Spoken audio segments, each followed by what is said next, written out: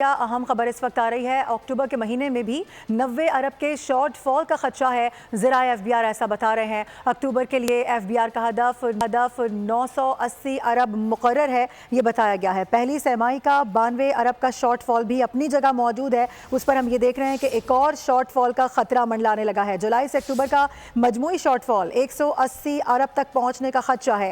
Revenue short fall के हवाले से क्या खबरें आ रही है, बात कर लेते हैं। उमर हयात खान हमें ज्वाइन कर रहे हैं। उमर, बताएगा इस हवाले से क्या डिटेल सामने आई है? जी बिल्कुल, पहली तिमाही में एफबीआर को 92 अरब रुपए के शॉर्टफॉल का सामना था और अब मजीद अक्टूबर में तकरीबन 90 अरब रुपए जो है वो बताया जा रहा है कि एफबीआर को रेवेन्यू शॉर्टफॉल का सामना रहेगा और ये कुल 182 अरब रुपए बन जाएंगे पहले 4 महीनों में।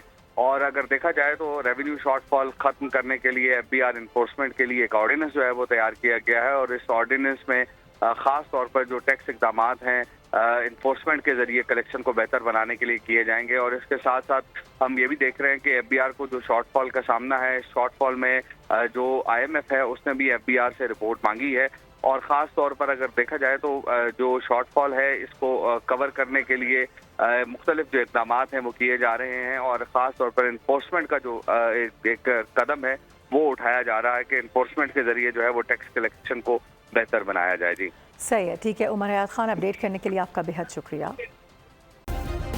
सब्सक्राइब करें और बेल दबाएं ताकि कोई खबर रह न जाए।